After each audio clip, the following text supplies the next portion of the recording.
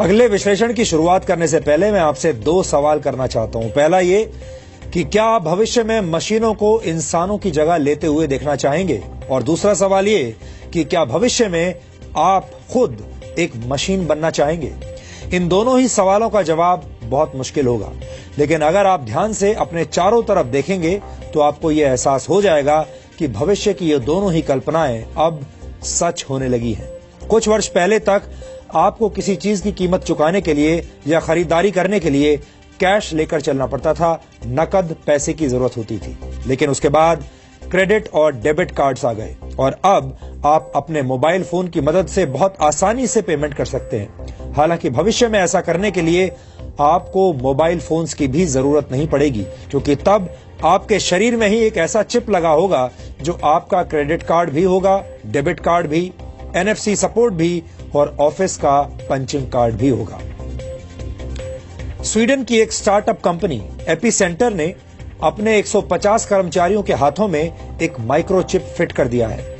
यह माइक्रोचिप एक इंजेक्शन की मदद से कर्मचारियों के शरीर में पहुंचाया जाता है।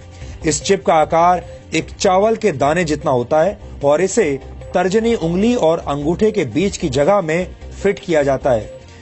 इस जगह पर यह चिप इंजेक्शन के जरिए आपके बॉडी में जाता है और फिर इसे यहां फिट किया जाता है।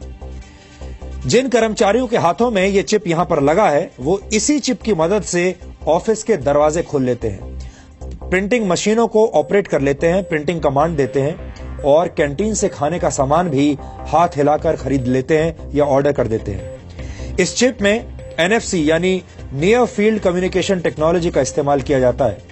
आजकल ज्यादातर स्मार्टफोन्स NFC सपोर्ट के साथ आते हैं। आप इस तकनीक की मदद से पैसे का भुगतान कर सकते हैं, अपने पोर्टेबल स्पीकर्स और यहां तक कि लाइट्स को भी ऑन या ऑफ कर सकते हैं, अपने लैपटॉप या टैबलेट कंप्यूटर के लिए हॉटस्पॉट बना सकते हैं और अपने घर में आने वाले मेहमानों को NFC की मदद से वाईफाई एक्सेस भी दे सकते हैं। इसके लिए आपको अपने घर में एक NFC टैग लगाना होता है।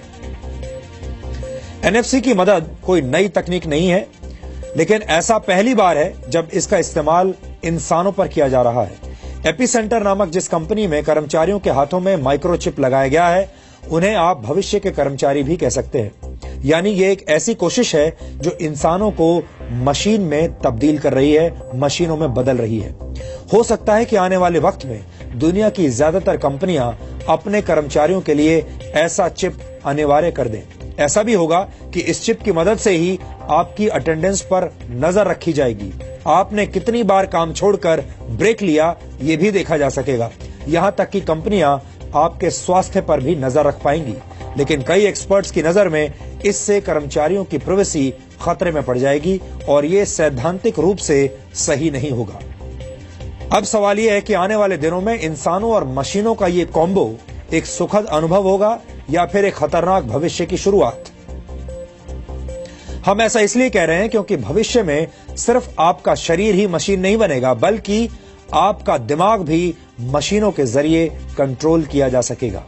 दुनिया के सबसे मशहूर उद्योगपतियों में से एक इलॉन मस्क ने हाल ही में न्यूरालिंक नामक एक नई कंपनी की शुरुआत की है। न्यूरालिंक एक ऐसा प्रोजेक्ट है जिसके तहत इंसानी और मशीनी दिमाग को आपस में मिला दिया जाएगा। इलॉन मस्क का मानना है कि अगर इंसानों के दिमाग को तकनीक की मदद से सुपर कंप्यूटर में नहीं बदला गया तो बहुत जल्द हमारी समझ मशीनों की समझ के सामने फीकी पड़ने लगेगी।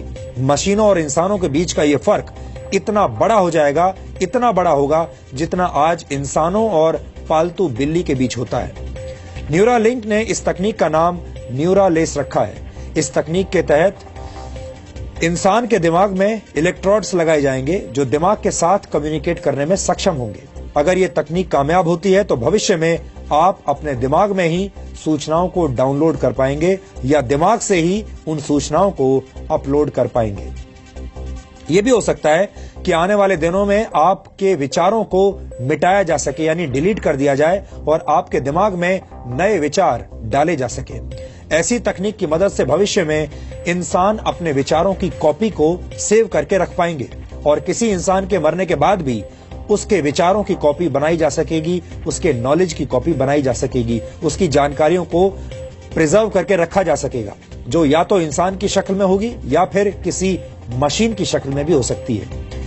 आपके जीवन में बहुत सारी यादें ऐसी होंगी जिन्हें आप अपने जीवन से डिलीट करना चाहते होंगे, जिन्हें आप भूलना चाहते होंगे, और बहुत सारी यादें ऐसी भी होंगी जिन्हें आप हमेशा सहेज कर रखना चाहते होंगे। आने वाले समय में ये सब कुछ संभव हो पाएगा। सुनने में ये सारी बातें किसी साइंस फिक्शन फिल्म की तरह लगती हैं, लेकिन ये निकट भविष्य की सच्चाई है और आपको इसके बारे में आज जरूर पता होना चाहिए ताकि आप इसकी तैयारी अभी से शुरू कर सकें।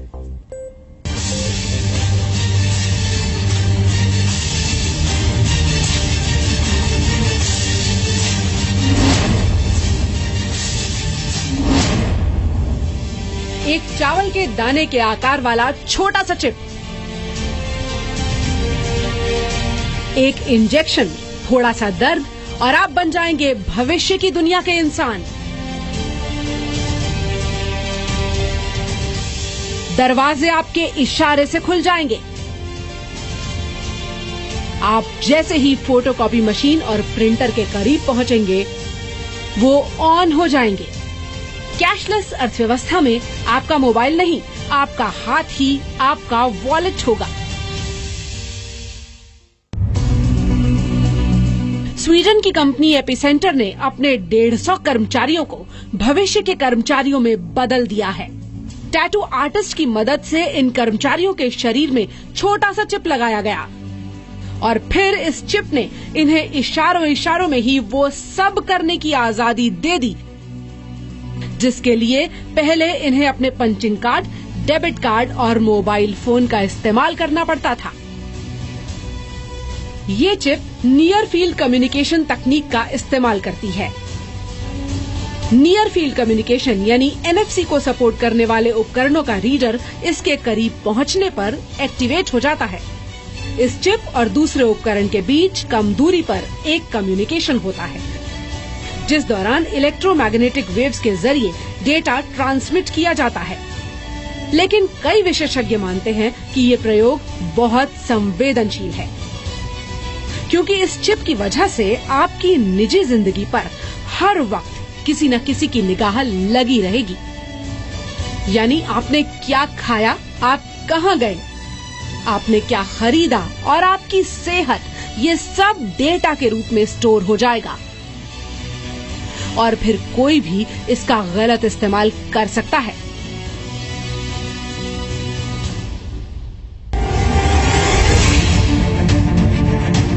शरीर में चिप फिट किए जाने से भी ज्यादा क्रांतिकारी विचार है दिमाग में इलेक्ट्रोड्स का जाल बिछाए जाने का विचार। उद्योगपति एलन मस्क की नई कंपनी न्यूरालिंक एक ऐसे ही प्रोजेक्ट पर काम कर रही है जो इंसानों को पूरी तरह से कंप्यूटर में बदल देगा। Neuralink ultra high bandwidth brain machine interface पर काम कर रही है। इस इंटरफेस की मदद से आपका दिमाग इंटरनेट समेत बाहर की दुनिया से कम्युनिकेट कर पाएगा। इस तकनीक की मदद से आप दूर बैठकर भी अपने विचार, डर, खुशी, घबराहट और उम्मीदों को दूसरे लोगों के साथ शेयर कर पाएंगे। ठीक वैसे ही जैसे अभी आप सोशल मीडिया पर अपने विचारों को दूसरों के साथ शेयर कर पाते हैं। To essentially, I think one of the solution that seems maybe the best one is. मुझे लगता है कि एक हल ये है कि हम दिमाग में आर्टिफिशियल इंटेलिजेंस की एक लेयर बिछा दें। जिस तरह से कॉर्टेक्स दिमाग के साथ मिलकर काम करता है, वैसे ही एक डिजिटल लेयर भी काम कर सकती है।